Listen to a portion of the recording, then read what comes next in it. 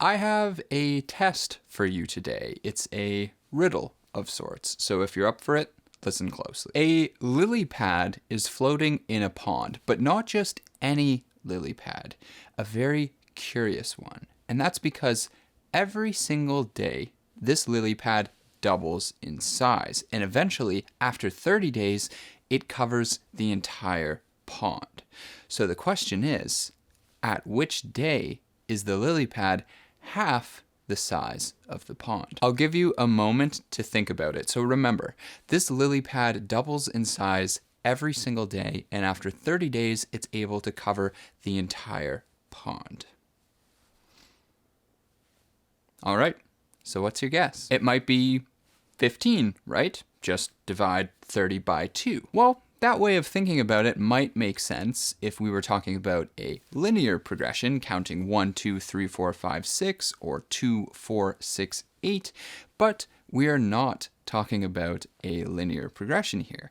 We are talking about an exponential progression, which means that the answer is not 15.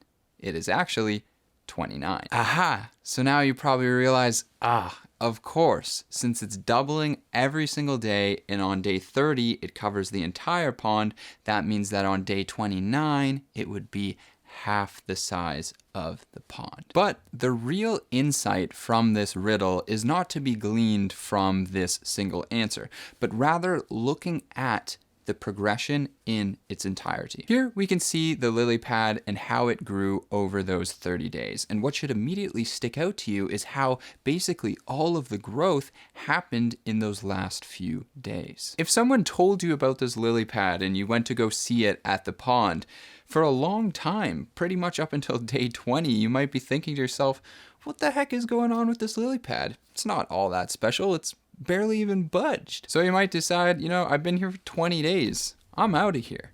But if you did that, you would be making a huge mistake because the growth was just about to actually start taking off. And as it turns out, this lily pad behaves somewhat similarly to our own path to financial independence. And this is part of what I would like to have a discussion about today. I know after my last video, some of you may have gotten the impression that I no longer want to talk about financial topics, but that's not really the case. I just want to discuss it within a more holistic framework, and I think this will be made more clear by the end of our little hangout today. So when we begin our personal finance journey, we're generally very excited, right? We're very engaged, we're consuming as much as we can, we're trying to learn things as fast as possible. It's all very exciting. But after a certain point, especially once you reach the stage where you've maybe started investing your money or invested it for a year or two or something like that,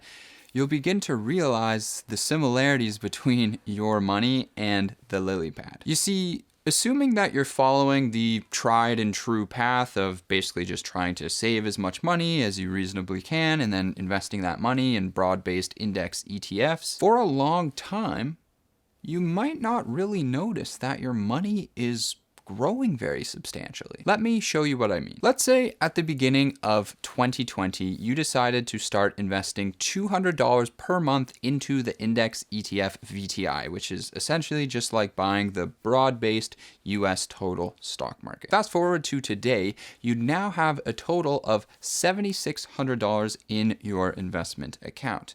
Now let's dig into that and see what that's actually composed of.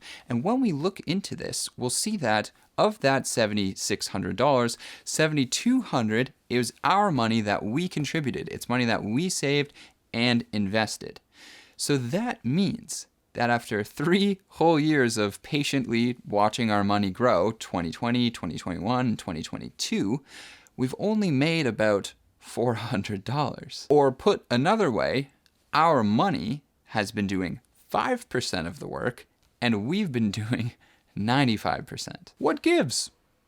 Aren't we supposed to be millionaires by 30? That's sarcasm, by the way. Well, the funny thing is that most people probably aren't going to tell you is that our money is just like the lily pad. It's not going to make us any serious money for a long period of time, probably. Which means all this time that you're spending reading the market news, watching videos, looking at charts, looking at your portfolio performance, could it be possible that this time is better spent elsewhere? Especially considering that 95% of the results appear to be coming from elsewhere. But hang on a second.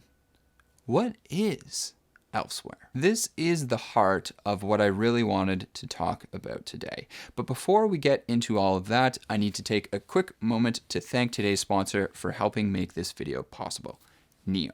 This year will be my third calendar year of using Neo's both their credit card as well as their money account, so it makes talking about them, it makes my job here rather easy. I've been using Neo's financial products for this long for one simple reason. They genuinely make my life better. The money account earns me currently 2.25% interest with no fees on the account, and the credit card earns me a high rate of cash back with no annual fee. And what's really cool about their credit card is they now have this new perks feature, which I'll show you here. It basically allows you to create your own custom rewards card. Now, I've never seen anything like this. So this means instead of paying an annual fee for a preset card, like all the other reward cards out there, you can instead build your own with the specific perks that you actually want. So check it out. See if there's any perks that might appeal to you, and you can build your own custom credit card. You can find a link in the description down below where if you choose to sign up, you'll get a $25 bonus for the credit card and a $10 bonus for their money account. Thank you so much to Neo for sponsoring this video. So let's return to our 95 and 5%. We said that 95% of our results here appear to be coming from elsewhere.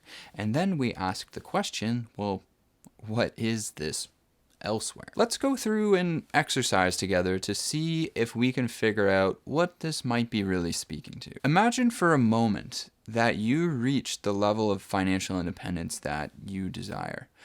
What does that look like for you?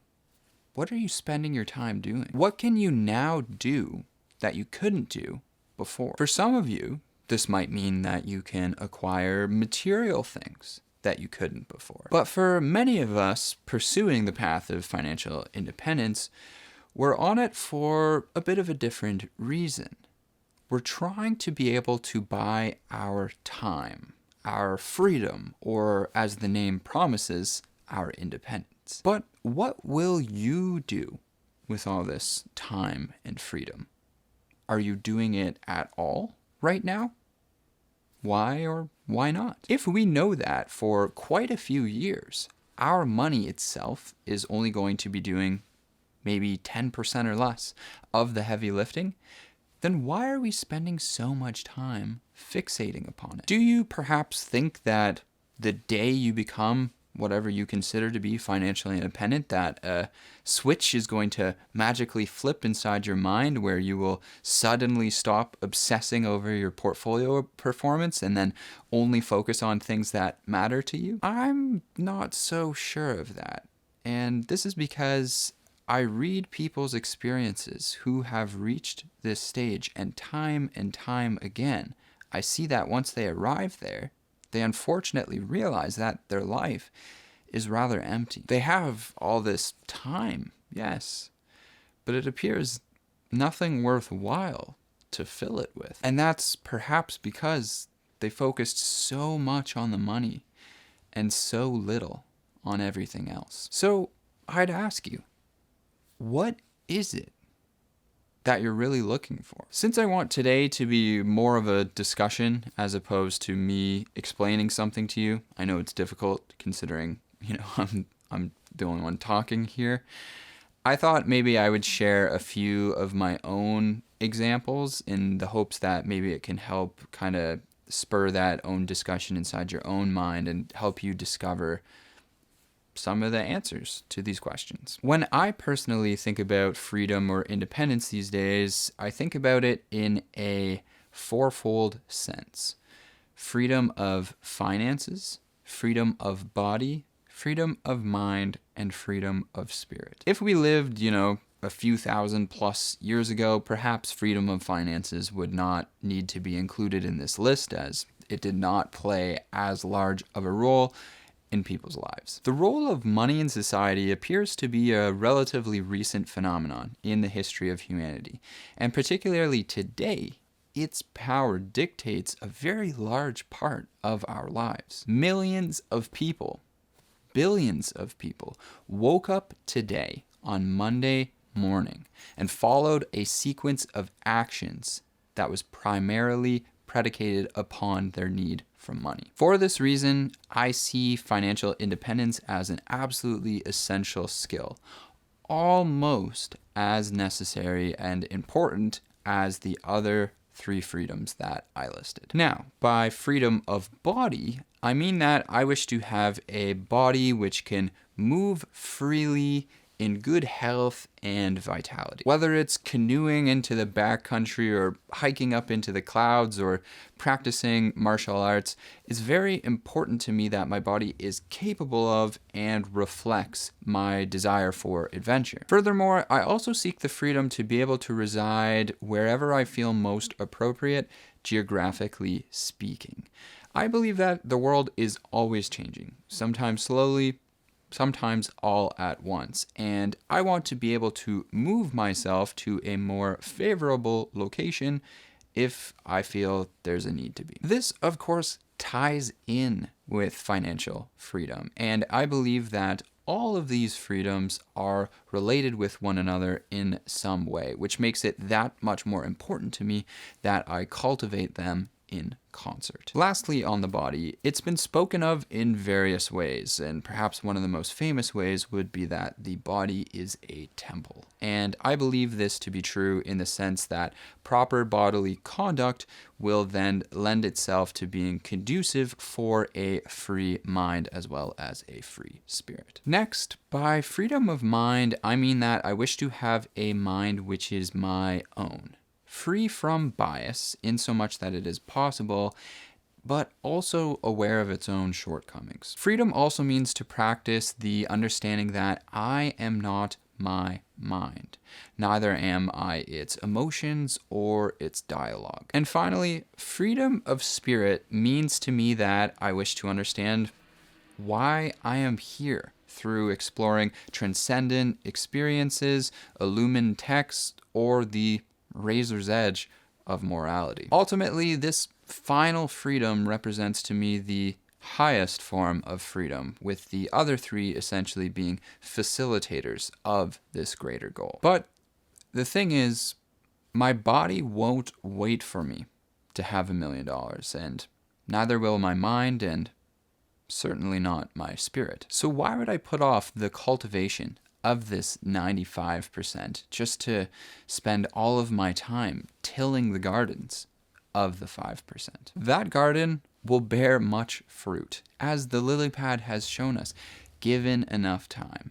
Not my time, mind you, its own time, left alone. But these other things, they don't seem to be the same type of garden. They're much more demanding of me, and they don't hesitate to spoil should I neglect them. But they can also be the most giving, in many ways more than money ever could be. Now, after I think exhausting my own ramblings today, I'm curious to know, what do you think? What does freedom mean to you, financially and otherwise?